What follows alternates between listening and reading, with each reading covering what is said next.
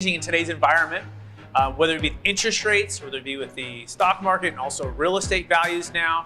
And we're here to present some ideas and also to find out from some experts what they're seeing in the marketplace so that you can create and preserve our wealth or help your clients do the same. My name is Brett Swarts. For those who don't know, I'm founder of Capital Gains Tax Solutions. I'm also an EXP multifamily broker here in Sacramento.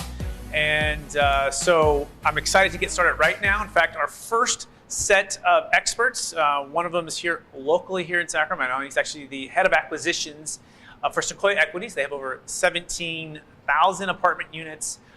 He's been doing it for, I think, almost 20 years. And he's the head of acquisitions, over $2 billion worth of knowledge and expertise in closings. Erik Peterson, please join me up here on the panel. And then we also have out of the Bay Area, San Francisco, a financial planner, an expert when it comes to all things financial planning.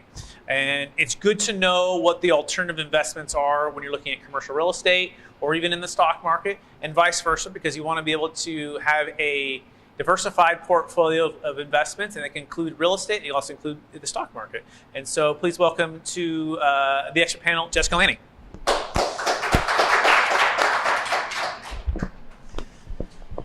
All right, so getting started here. I'll start with Jessica. So give us a little bit more about your story and your current focus. Sure. Hi, I'm Jessica Lanning. I'm an independent financial planner. I have my own company in San Francisco. And my core client base is what I call do-it-yourselfers, even if they've done it by accident, right? They've managed their career. They've lived within their means. They've saved money, even if it's only in their 401ks. They've raised a kid or three. They've bought a house. I did mortgages for a very long time, and I had this huge database of clients that have a lot of property. I'm one of few financial planners that really understands how to integrate real estate into an overall financial plan, and I'm actually a fan of doing that.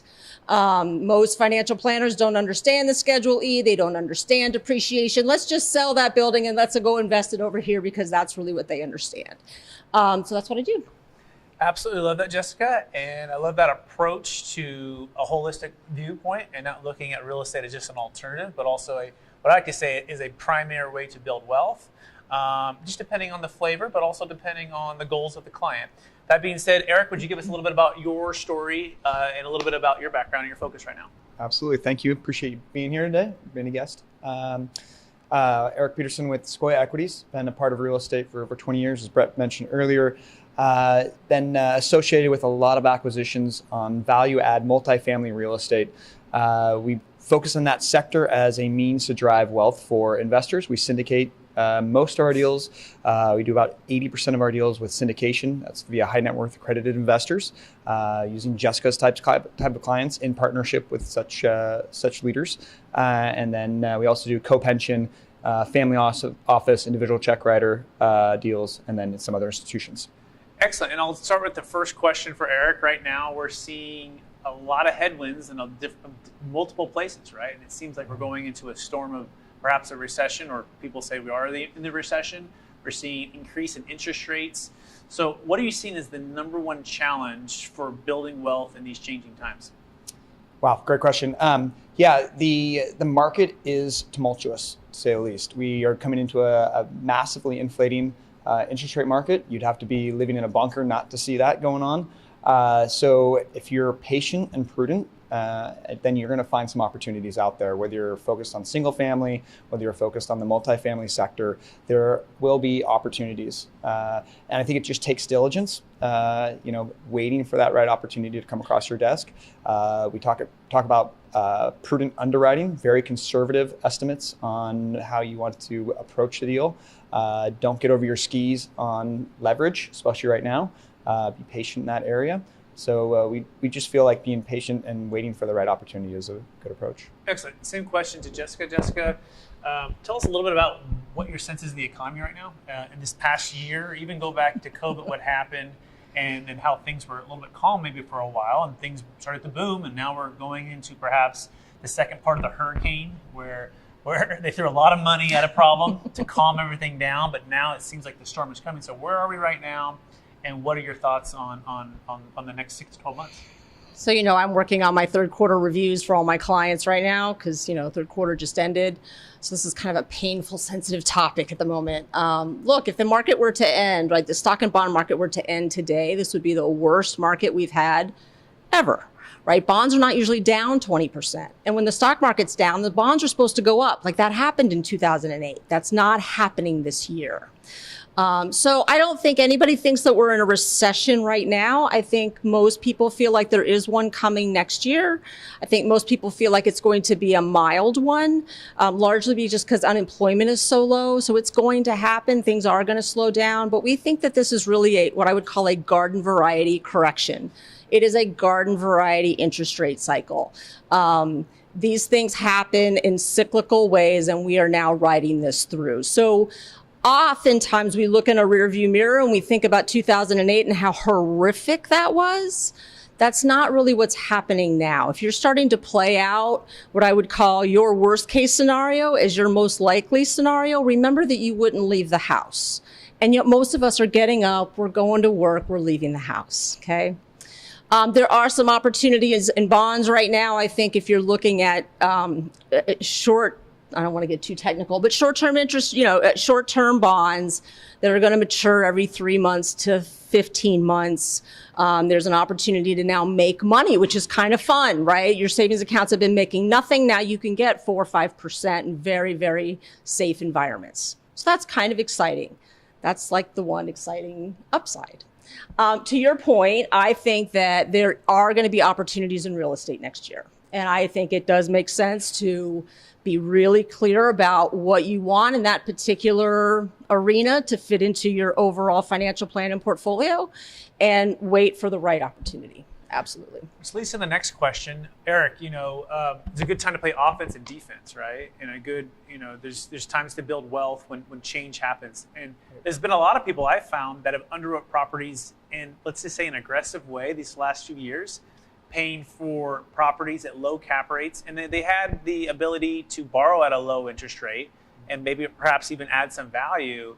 But, we look at deals all the time. In fact, we've invested in deals with you, Erik. And so I've always appreciated how principled you are for your underwriting, but it seems like the Warren Buffett quote, where you see who's been skinny dipping right when the tide comes out. Yep. So what are your thoughts on opportunities for those who are perhaps in adjustable rate mortgages or short-term debt, or those who have overpaid for properties, to be quite frankly, and things are going to maybe change in 2023 for multifamily properties? Yeah, so I think that question can span all asset classes, right? Commercial, mobile home parks, storage, whatever. If you put a variable debt loan on it that you have interest rate caps that you may be in the money because maybe at a certain point where you hit the point where the insurance is covering, but that could be a 2-year, 3-year cap where you're gonna have to come out, and that rate cap is anywhere from 2 to 3% of your mortgage balance. Those amounts will catch up to people, especially when you're looking at institutional properties that are $10 to $100 million loan amounts. Those are not small amounts. So capital calls may be coming. So that owner has a decision. Are they going to sell, or do they pony up additional capital associated? Because they're not going to be able to necessarily refinance it and take a new leverage point. So those are the deals. We'll look for some that are fixed rate debt. We'll find and do a loan assumption on a fixed rate debt where maybe it was put on in 2019 through 2022 prior to March of this year. Where we still had sub 4%. So we'll look at those deals, and that may be a low leverage opportunity that then when in 4 or 5 years when that loan does come due, ideally we're back in a better rate environment. So it's a way to so assuming debt for interest rates that are already locked in, perhaps they have 3 or 4 or 5 years remaining on the fixed term, is a good opportunity to really kind of get the best of both worlds, maybe in a sense, right? Where sellers' expectation on prices are going down and not as many buyers can qualify.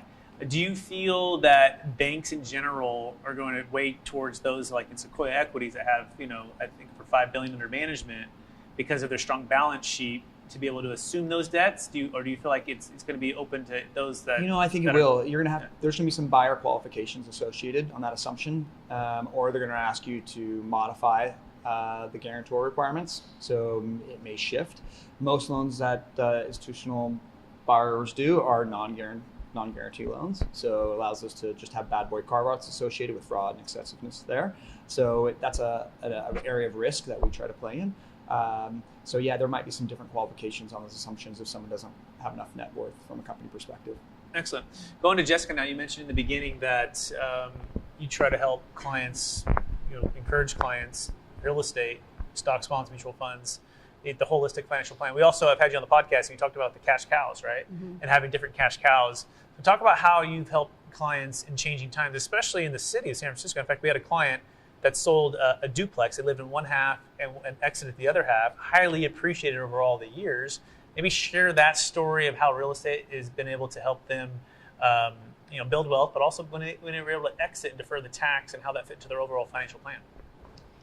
So as I was mentioning before, I have lots of clients that have real estate, and I'm going to exaggerate to make my point, but they bought it for $2 and it's now worth $2 million. And if they want to go and sell it, they've got this huge capital gains tax bill that they need to pay. So that was the case with these clients that I was working with. They had a 2-unit building in San Francisco. They lived in one, didn't live in the other, although they were kind of using it as a single family home in a way. She had some pretty challenging health problems. He was self-employed and, incomes that just went up and down. And so they were trying to get some stability in their financial life. And they didn't really want to pay all these capital gains taxes, right? Because that was going to take a huge hit on their overall portfolio. So what we were able to do is implement a deferred sales trust with Brett. They were able to sell that property, put it into the trust, and now they are receiving income off of it. We were able to defer the capital gains, and then they can receive income off of that note. And that's probably going to carry them till the end of her life for sure, and most likely his too. Yeah, and then the ability to have that extra 40% perhaps, state, federal Obamacare depreciation recapture is probably the minimum for them. Mm-hmm. Being in San Francisco, they bought it so many years ago. That extra 40% not only is now tax deferred, building wealth, and earning cash flow. Now, they weren't necessarily as, as comfortable with the stock market, right? Right. They were more. They actually made a lot of their wealth in that property, and so now they're having to maybe consider doing something different in the future, right? Mm-hmm. But the ability to actually be able to go back into real estate should the market drop, because they definitely sold at maybe the peak, right? Probably. So talk about that ability there too, to have that flexibility should they want to go back into real estate and again build wealth when the market changes to buy at a discount. Yeah, what's really nice about the Deferred Sales Trust is that I want to compare it at this moment to a 1031 exchange. There are very specific rules and timelines that you have to follow. And this last, 5 years in the marketplace, if not longer, has been really, really hard on people that have wanted to sell properties and buy other properties with a 1031 exchange, because that's another part of the tax code that allows them to continue to defer the capital gains taxes and the depreciation recapture. And so it's been really hard to meet those deadlines. And what we're seeing is that people were buying things they didn't want, right? But it was available. So making bad underwriting decisions, not really running their numbers, kind of holding their breath and crossing their fingers that property was going to work out. What's nice about the Deferred Sales Trust is that they can sell now, have that money in the trust. They can then turn around a year from now, 2 years from now, 5 years from now, and decide to get back into real estate, because, by the way, that's what they really love. And they can create a relationship with the trustee through an LLC and then go get that property that's actually cash flowing and, it is actually going to help them support their lives as well. Absolutely. And that's all tax deferred, by the way, if you're wondering, right? It's not actually paying the tax, which is amazing. It's still in a deferral state like a 1031 exchange, but has none of the timing restrictions. And so the ability to buy, and now to go to Erik, the ability to sell high and buy low, Erik, is what we've been taught to do, right? And it's part of what you do at Sequoia Equities. You guys buy properties, you increase the value through forced appreciation, through improvements of the exterior, and you lower the expenses, right? Make the community more attractive for folks, and then you're going to sell high, right? But that timing aspect, talk about the ability to be nimble and to have deals available when they make sense for you, and how that helps you to create wealth with real estate. Absolutely. So, much like Jessica outlined, the trade process is very stressful for many companies and for individuals especially. So to be able to, for a private individual to use the DST, Deferred Sales Trust, to trade into a syndicated asset takes a lot of pressure off their plate. When One of the things that many people don't want is the necessary recapture that they've been trying to, Jessica's been, providing from a financial planner perspective, and the asset has from an accelerated depreciation perspective. We do try to take accelerated depreciation on our assets, that is taking a 27.5-year straight line depreciation schedule and cramming that all down into about a 7-year program so that you can accelerate that depreciation back to the investor and they can write off other gains in other areas, or if they classify as an active versus passive investor according to IRS, they can take even a larger amount. So we try to really utilize those and allow investors, depending on who they are and what they do, to be able to gravitate and earn that. So it's a good method. It's a good thing to have tax flow and cash flow planning, right? It's not just cash flow, it's also tax flow. To the extent that certain tools and certain instruments work for you, it's what you want to know. And so part of that is having a team of professionals that are kind of like the brain surgeon, the knee surgeon, and your general practitioner. You want to have them all working together. Sometimes that CPA is that general practitioner, and then other times it's bringing in the experts to make sure you're executing on what you're really trying to achieve. So talk to us a little bit about investment opportunities right now, Erik. Are you guys on a pause, on an aggressive just look, wait and see? And if so, if you're buying, where do you feel like the most opportunities are going to be? What states, what regions, what asset type? Give us kind of that feel for your strategy moving forward. Yeah. Currently, we have an acquisition that we made in July of this year. We locked in pre-run-up of debt, so we're in the low fours on interest rate. It's a $35 million deal in Federal Way, Washington. Value-add opportunity. It's a deal that we expect to have mid-teens IRR returns to investors over a 4-year hold. So we are active out there. If you can't, we really try not to ride the market. We try to drive our assets value. And that means going to an asset and doing a value add. That value add maybe include lipstick and rouge to an interior, faux wood floors, stainless steel countertops, or stainless steel appliances and new countertops, exterior cladding.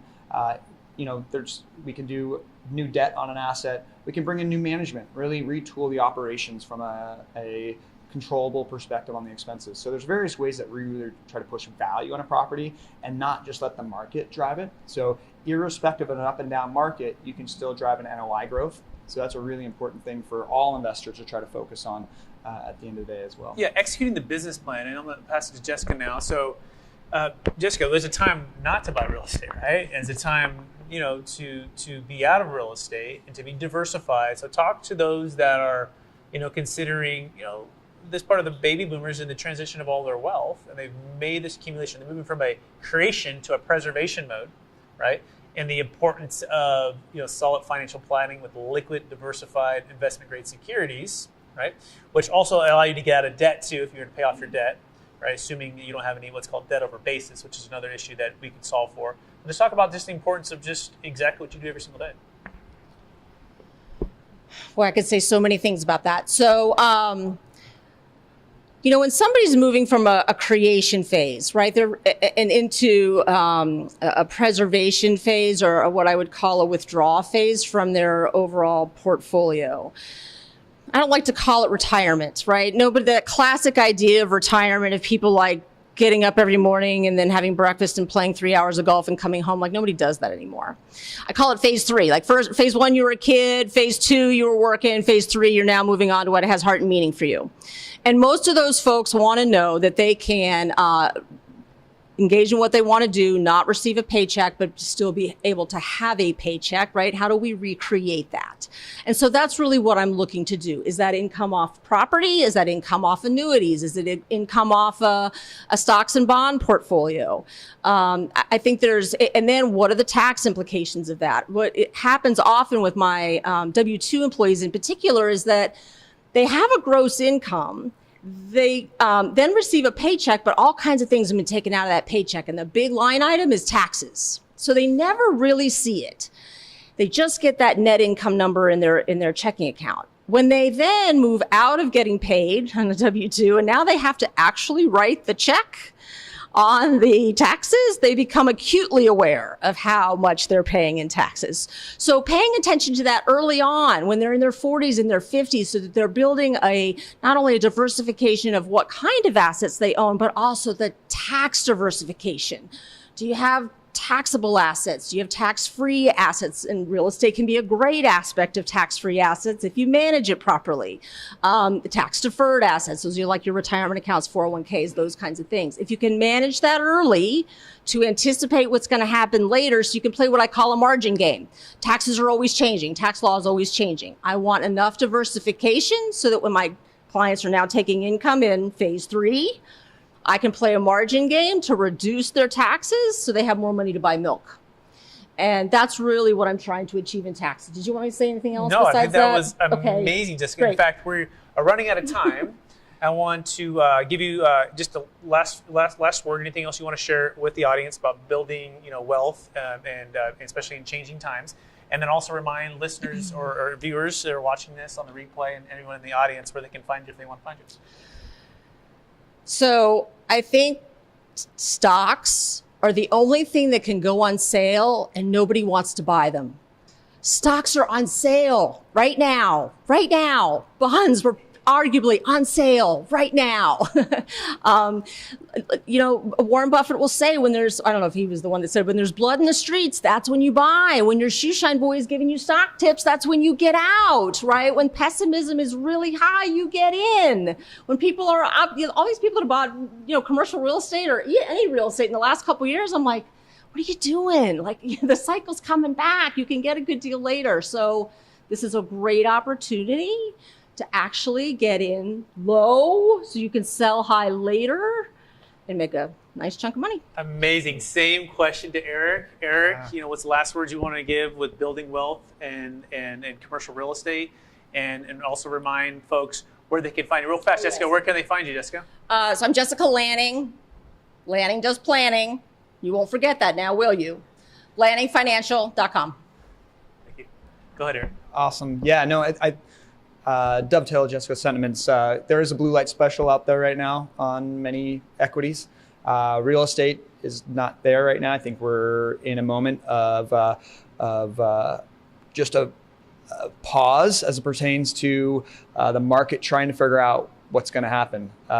The sellers aren't blinking yet and buyers aren't blinking. So we've got a little bit of unless there's a forced sale situation from a planning perspective or an estate planning or a fund closing, the opportunities are limited. But once again, back to the first comment, work with professionals, have patience, and do your due diligence.